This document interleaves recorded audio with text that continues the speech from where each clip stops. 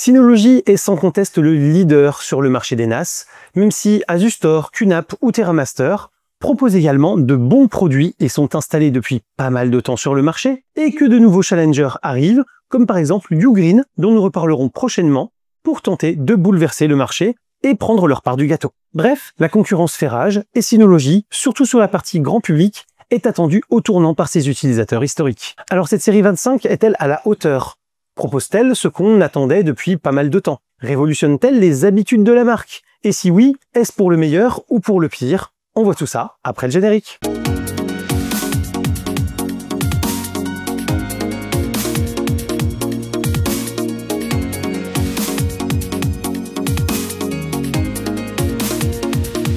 Bonjour à toutes et à tous et bienvenue dans cette nouvelle vidéo consacrée à l'univers des nouvelles technologies et aujourd'hui plus particulièrement au monde du NAS et de la marque Synology avec le test du DS925+ sous une chaleur qui fait que je ne sais pas à quoi je vais ressembler à la caméra. Mais avant tout, si vous aimez cette vidéo et mon contenu, pensez au clap, le commentaire, le like, l'abonnement et le partage.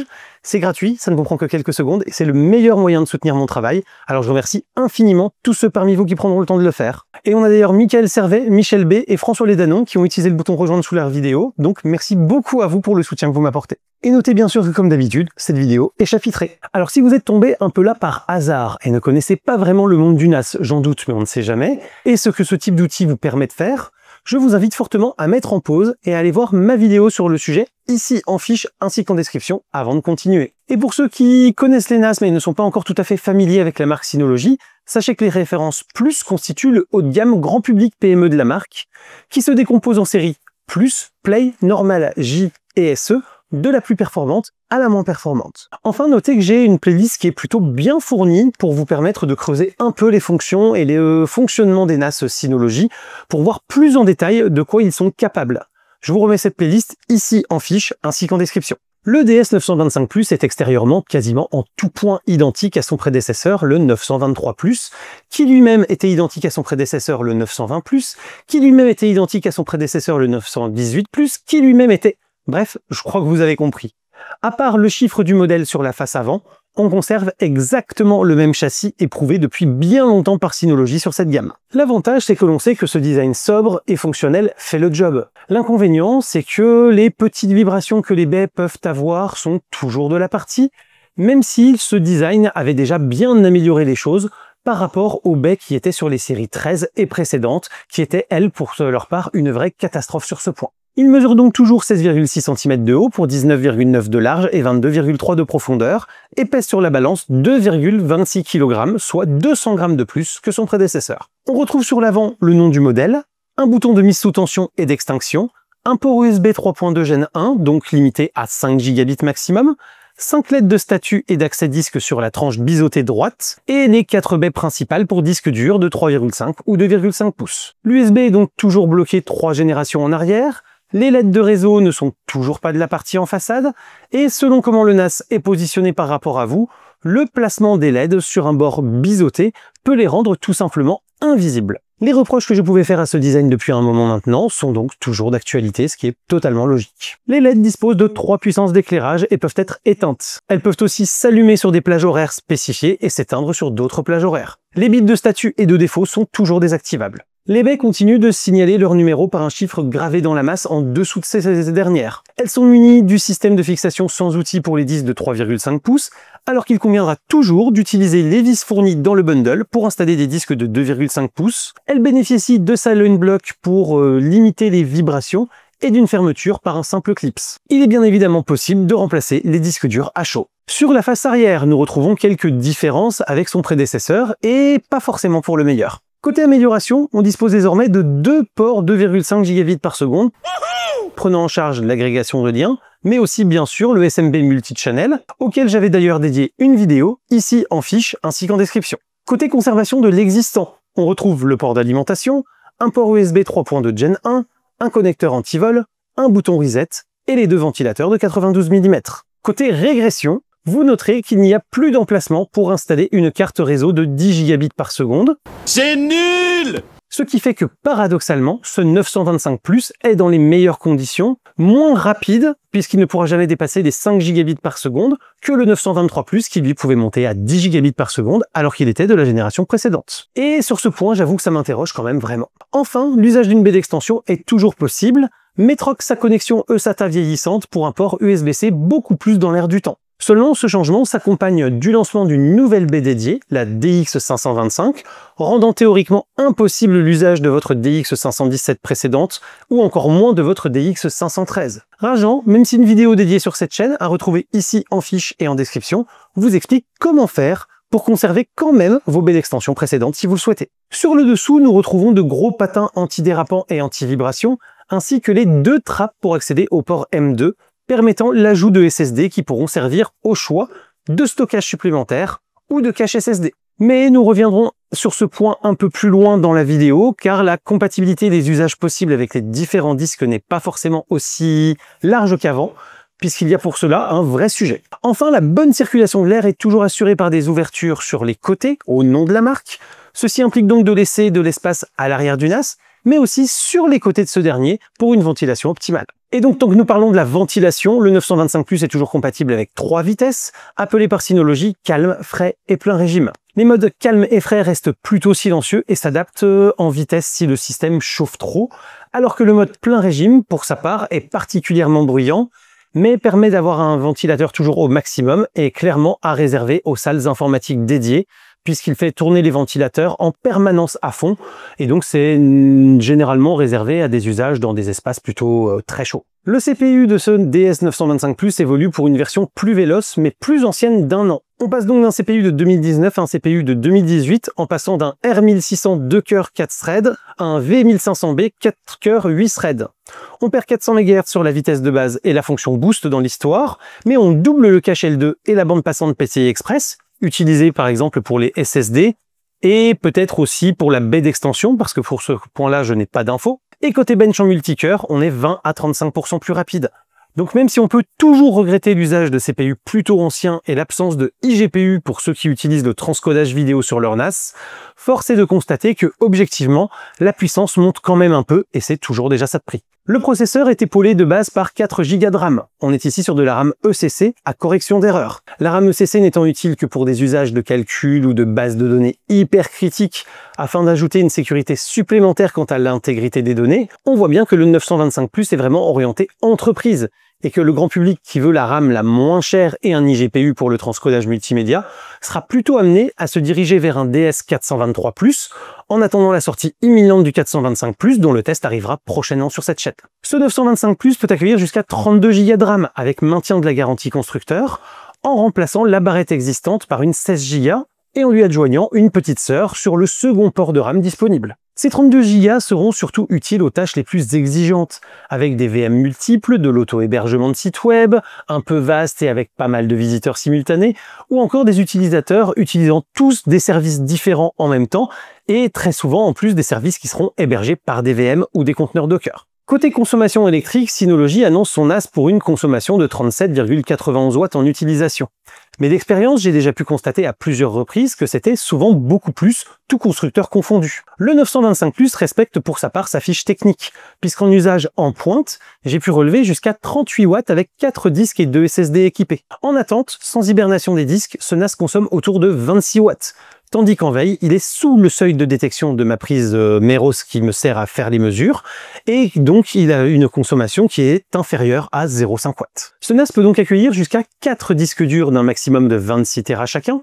Il n'existe pas de disque de capacité supérieure pour le moment, proposant ainsi un espace de stockage possible de 104 Tera en RAID 0 ou en JBOD, de 78 Tera en RAID 5 ou SHR, ou de 52 Tera en RAID 6 ou SHR2. Je vous invite à aller voir cette vidéo ici en fiche ainsi qu'en description sur les différents types de RAID si vous n'êtes pas familier de ce sujet. Comme toujours sur cette gamme, le volume maximum géré est de 108 Tera. Ainsi, muni d'une BDX et de 9 disques durs, il faudra créer 2 volumes si vos disques font plus de 12 Tera unitaires. L'usage d'une telle baie permet donc de grimper à un maximum de 9 x 26 Tera, soit une capacité de stockage totale de 234 Tera. Ça laisse déjà de quoi voir venir. Il est également possible d'intégrer les 2 SSD au stockage pour ajouter jusqu'à 16 Tera supplémentaires, 8 Tera par SSD, si on en a besoin. Souvenez-vous également quand même que la reconstruction d'un RAID avec de telles quantités de données peut être extrêmement longue et qu'il est parfois plus intéressant de multiplier les petits disques en grande quantité que de prendre que quelques gros disques afin de pouvoir maximiser la reconstruction et la vitesse de reconstruction en cas de pépin.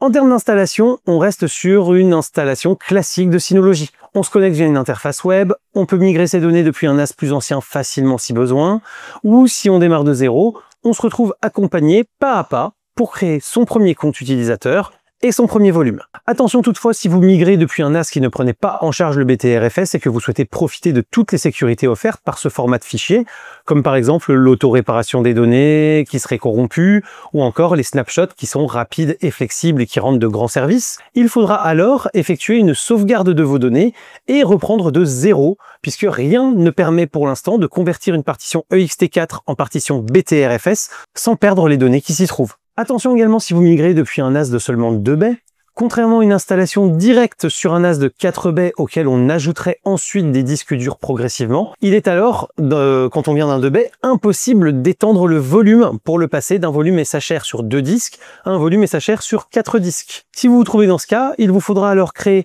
un volume avec les 2 nouveaux disques, puis transférer les données du premier volume vers ce nouveau volume, supprimer le premier volume une fois que le transfert est fait, et ensuite réintégrer ces disques durs au deuxième volume qui sera alors appelé volume 2. Et donc ça c'est un peu dommage et c'est quand même important de le noter. Surtout que comme je vous l'ai dit, avec cette méthode, vous n'aurez plus qu'un seul volume qui s'appellera volume 2, et ça peut quand même titiller la maniaquerie de certains. Comme d'habitude, le NAS a été utilisable moins de 5 minutes après sa mise sous tension, lancement et premier paramétrage compris, ce qui est donc conforme à ce que Synology nous propose en la matière. Par contre, la synchronisation de mon RAID de 4 disques en SHR, 2 disques de 2 Tera de Synology associés à 2 disques de 4 Tera WD Purple et Iron Wolf, a pris pour se finaliser un peu plus de 20 heures, ce qui m'a semblé particulièrement long, et en tout cas bien plus long que lors de mon test d'une 923+. Je ne m'explique d'ailleurs pas cette durée, le mode de synchro étant bien en maximum dans les options du gestionnaire de stockage. Après, rassurez-vous, durant cette période, vous pouvez parfaitement utiliser votre NAS. C'est juste que les performances de débit seront réduites à cause de la synchronisation. Ah, et voilà donc le gros sujet bien polémique du jour. En effet, si vous vous intéressez au monde du NAS, vous avez sans doute vu passer le fait que Synology restreignait, avec ses séries 25, l'usage des disques de marque tierce pour vous forcer la main dans l'utilisation de ses propres disques durs.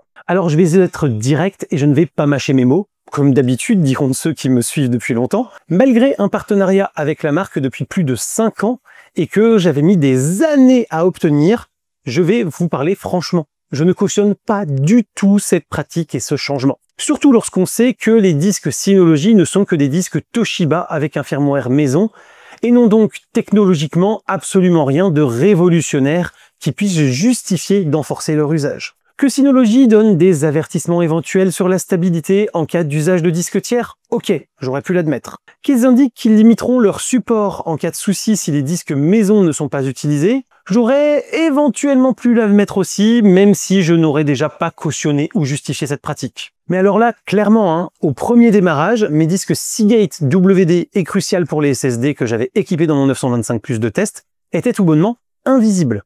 Impossible donc dans ces conditions d'initialiser le NAS sans au moins un disque Synology. Et ça, c'est tout simplement inadmissible. Le seul moyen d'initialiser votre NAS avec des disques tiers, c'est depuis une migration d'un modèle précédent, où ce sera possible, mais avec des alertes, des restrictions, et en cas de panne d'un disque, son remplacement obligatoire par un disque de marque Synology. Et donc, comme je vous le disais, franchement, ce type de restriction purement logicielle n'a absolument aucun fondement valable sur le plan technologique ou de compatibilité réelle, puisque le noyau Linux sur lequel s'appuie DiskStation Manager, tout comme le hardware AMD utilisé, sont parfaitement compatibles avec tous les disques standards du marché. Et pour preuve, avec un simple script, il est possible de reprendre la main et d'annuler cette restriction, tout comme la restriction d'usage d'une ancienne BDX ou d'un module de RAM non Synology, qui fonctionne alors également parfaitement. L'usage de ce script, je vous l'explique ici en fiche ainsi qu'en description. Donc si vous démarrez de zéro, c'est mort. Impossible de contourner sans acheter au moins un disque Synology à ma connaissance. Si vous avez par contre une astuce qui permet de contourner dès le démarrage, je suis preneur. En cas de migration ou pour ensuite utiliser d'autres disques, je vous remets donc la vidéo dont je vous parlais en fiche et en description. Et ça vous explique exactement comment utiliser un disque dur tiers, un SSD tiers, une BDX ancienne ou une barrette de RAM de votre choix, sans que les restrictions arbitraires mises en place par la marque ne s'appliquent. Je vous le rappelle dans la vidéo, mais je vous le rappelle aussi ici, que cette pratique peut tout de même faire sauter votre garantie ou induire des risques pour vos données, et vous êtes donc les seuls et uniques responsables de cette manipulation si vous souhaitez l'effectuer. Notez tout de même qu'il est donc possible d'utiliser des SSD installés selon 3 modes, si ce sont des Synology ou si vous avez déverrouillé les restrictions. En mode cache SSD de lecture, en mode cache SSD de lecture-écriture, ou en ajoutant les SSD à un volume de stockage directement. Je vous rappelle le protocole de test. Les données sont envoyées depuis un PC performant, un AMD 5950X, 128 Go de DDR4, Full SSD NVMe, via l'explorateur de fichiers Windows et le protocole SMB. Ces données sont hébergées sur un RAM disk afin de garantir des performances sans faille, puisque benché, il permet des débits de plus de 25 gigaoctets par seconde sur les gros fichiers et maintient des débits de plus de 2 gigaoctets par seconde sur les petits fichiers de seulement 4 kilooctets, ce qui est bien plus que ce que n'importe quel NAS conventionnel est capable de gérer pour le moment lors de mes tests. Cela permet de s'assurer que les débits relevés ne sont pas limités par autre chose que le NAS, éventuellement la connexion réseau pour les gros fichiers quand cela arrive à la saturer. J'effectue 4 tests avec la même cohorte de fichiers pour chaque test de NAS. Une cohorte de 2700 fichiers de 64 kg, une cohorte de 659 fichiers de 1 méga, une cohorte de 136 fichiers de 50 mégas, et enfin une dernière cohorte de 4 fichiers de plus de 1 giga. À chaque fois, le test est effectué en lecture, envoi des données du NAS au RAM disk du PC, et en écriture, envoi des données du RAM disk vers le NAS. Chaque cohorte est envoyée et reçue 5 fois afin de moyenner les résultats et d'éliminer les mini-fluctuations que peut rencontrer le réseau pendant le test. Le cache en écriture des disques durs est laissé actif, mais les débits sont ceux qui restent maintenus, même après la saturation du cache, les cohortes de fichiers étant dimensionnées pour permettre cette saturation sur chaque taille de fichier testé. Enfin, le test est fait avec un dossier non chiffré et un dossier chiffré, afin de voir comment se comporte le NAS en présence d'un chiffrement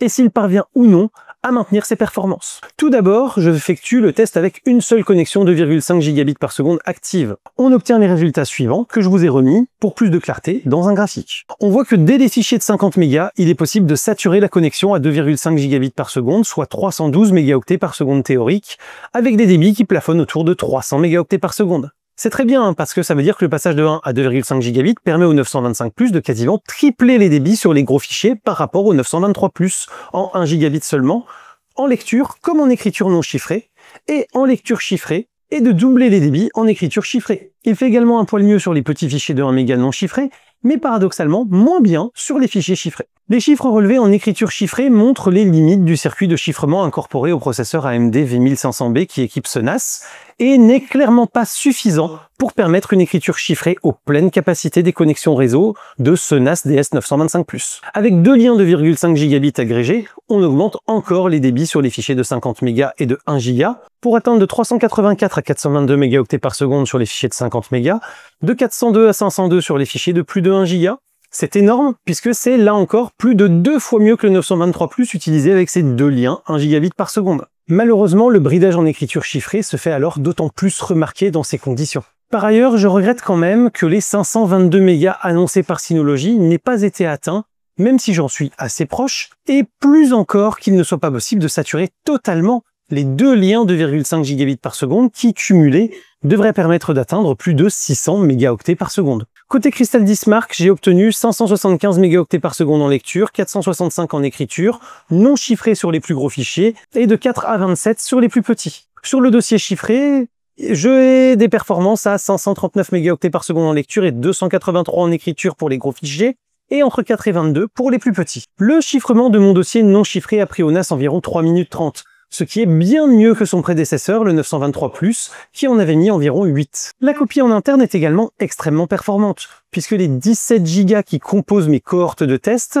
sont copiés entre 2 dossiers grâce au BTRFS qui ne copie pas vraiment les données, en à peine 5 à 6 secondes. Les disques Synology sont désormais très silencieux, contrairement au modèle du début.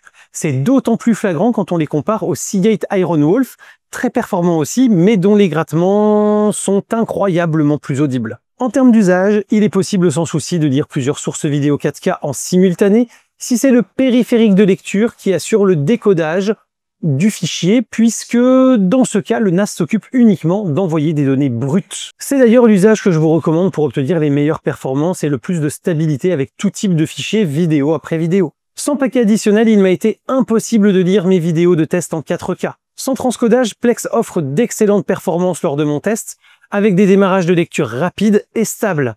Idem avec Kodi sur la télévision, qui allait chercher les données sur le NAS via NFS. Par contre, comme je vous le disais en préambule, oubliez toute idée d'utiliser ce NAS en plateforme multimédia, prenant en charge le transcodage. L'absence de circuit matériel dédié à cette fonction vous condamnera rapidement à voir les performances s'effondrer. Lors de mon test, justement, avec 2 vidéos 4K en parallèle devant être transcodées, je n'ai jamais réussi à avoir une lecture fluide et les temps d'interruption étaient supérieurs au temps de lecture. Pour ceux qui découvrent Synology et même les NAS avec cette vidéo de test, je ne vais pas redétailler tous les paquets testés pour la sauvegarde, les VM, l'hébergement de sites web ou les galeries photos. Je vous renvoie vers cette vidéo sur les usages possibles d'un NAS et sachez simplement que toutes les fonctions testées ont pu être exécutées de façon fluide, que ce soit pour la sauvegarde des VM, les sites auto-hébergés ou le travail sur des documents collaboratifs via la suite intégrée. Bref, pour ma part, et sur des usages standards, même avec une dizaine d'utilisateurs, ce 925 Plus me semble être prêt à affronter tout ce que vous lui demanderez et conviendra donc parfaitement à tous les utilisateurs avancés pour un usage domestique ou à l'échelle d'une TPE-PME. Il me semble d'ailleurs assez difficile de trouver des choses à redire et des choses de plus à dire lorsque je teste des NAS ces dernières années. En effet, l'état du marché fait que l'on peut obtenir, à des prix très accessibles désormais, des produits parfaitement matures et au fonctionnement optimal. Et c'est d'ailleurs désormais le cas de tous les NAS que je teste, quelle qu'en soit la gamme. Donc si vous avez des idées de protocoles de test un peu plus exigeants, mais pas trop chronophages ni complexes à mettre en place, que je pourrais éventuellement donc utiliser à l'avenir, eh bien je suis preneur pour permettre de départager un peu mieux les différentes gammes de NAS dans les vidéos qui viendront plus tard sur cette chaîne. Enfin, signalons que ce 925 Plus est compatible avec le Synology High Availability, permettant de redonder le NAS avec un autre serveur équivalent qui prendra le relais automatiquement en cas de crash, tout comme le proposaient déjà ses prédécesseurs. Et sur ce point, la montée en 2,5 gigabits seconde par port prend alors tout son sens, puisque cet usage condamne un port. Mais donc, même avec cet usage, on a désormais 2,5 gigabits par seconde de connexion avec le NAS, au lieu de 1 seul gigabit auparavant. Vendu pour environ 660 € sans disque, le 925 Plus n'est clairement pas donné. Et il faudra vous assurer d'avoir l'utilité d'un tel NAS avant de l'acheter. De plus, comme évoqué, les choix hardware ne le destinent pas vraiment à un usage domestique multimédia, pour lequel le futur DS425 Plus sera sans aucun doute un bien meilleur choix, en plus d'être moins cher. Ce DS925 Plus est clairement destiné à un usage professionnel ou à des usages exigeants avec des VM et plusieurs utilisateurs simultanés qui solliciteraient ardemment ce NAS. Garantie 3 ans par Synology, vous pouvez l'enregistrer en ligne et obtenir 2 ans de garantie supplémentaire moyennant 75 €. Compte tenu de la fiabilité de ces produits, je continue de trouver que cette politique est assez inadaptée. Car dans les faits, Synology prendrait peu de risques à garantir gratuitement ses modèles durant 5 ans et rassurerait ainsi ses utilisateurs. D'autant que je ne pense pas que les gens soient nombreux à prendre cette extension, ce qui ferait un manque à gagner qui, à mon sens, serait quand même très limité pour la marque. Voilà donc une conclusion plutôt difficile avec ce test du Synology DS925 Plus. Habituellement, les NAS de la marque évoluent par petites touches, certes, et on pourrait en espérer mieux, c'est certain. Mais c'est la première fois que je termine mon test avec un goût amer en bouche. En effet, même si certaines évolutions sont bonnes à prendre, comme la hausse de puissance du CPU, ou le passage en 2,5 gigabits pour les liens réseau, les choix faits par Synology pour ce nouveau modèle ne me convainquent pas du tout pour autant. Et je dirais même que ça me laisse penser à l'abandon de la marque pour mes futurs équipements, tant les restrictions mises en place sont désormais fortes. En effet, déjà qu'un modèle plus récent ne puisse accueillir le réseau 10 gigabits par seconde me laisse perplexe quand le précédent le permettait. Tout comme la stagnation des ports USB en 3.2 Gen 1, soit plafonné à 5 gigabits par seconde, à une époque où l'on peut facilement trouver de l'USB 4, compatible Thunderbolt, et avoir des débits monstrueux de 40 gigabits par seconde pour décharger les cartes mémoire ou connecter un SSD pour le sauvegarder en un clin d'œil sur son NAS. Alors oui, le produit fonctionne très bien, et les performances globales sont là, il n'y a pas de souci sur le sujet. Mais reste que l'utilisateur qui cherche la facilité d'usage, tant vanté par Synology, et qui a fait sa réputation, risque d'être surpris s'il ne peut pas recycler un ancien disque dur pour étendre le stockage de son NAS facilement, ou si les SSD qu'il a fraîchement achetés ne sont tout simplement pas reconnus. On perd en simplicité et en accessibilité, au-delà des considérations éthiques que l'on pourrait également traiter à ce sujet. Donc si vous acceptez de prendre le risque de contourner les restrictions, ou que vous choisissez d'utiliser à 100% des disques Synology et disposer d'un 918 Plus ou antérieur, la montée en version est clairement une option qui peut vous apporter un gros gain de puissance et des possibilités bien plus avancées, en étant bien sûr donc conscient qu'un passage à 10 gigabits à l'avenir vous sera tout simplement impossible, ce qui reste pour moi un point noir important sur un produit que l'on est amené quand même à conserver une grosse dizaine d'années. Si vous disposez d'un 923+, passer au 925+, ne me semble aucunement nécessaire pour le moment, et peut même être contre-productif en termes d'évolutivité et de souplesse à long terme. Ce DS 925+, saura faire le job qu'on lui demande, absorber des charges de travail importantes et héberger plusieurs services en parallèle sans sourciller. Il sera donc idéal pour les utilisateurs enthousiastes qui veulent rester dans le confort de leurs habitudes sous DiskStation Manager. J'espère en tout cas que cette vidéo vous a plu et vous a appris des choses. Si c'est le cas, n'hésitez pas à la commenter, la liker, vous abonner et partager. C'est le fameux clap. Vous avez également Tipeee, le bouton rejoindre et la boutique sous la vidéo et dans la description qui permettent de me soutenir financièrement en échange d'avantages exclusifs ou de goodies que je vous invite à découvrir. Et quant à moi, je vous dis à très bientôt pour plein de prochaines vidéos. Photos, techno, informatique et jeux vidéo riffant contenu de la chaîne au quotidien. D'ici là, continuez de rester curieux et de regarder des vidéos sur YouTube. Salut à tous. Bye bye.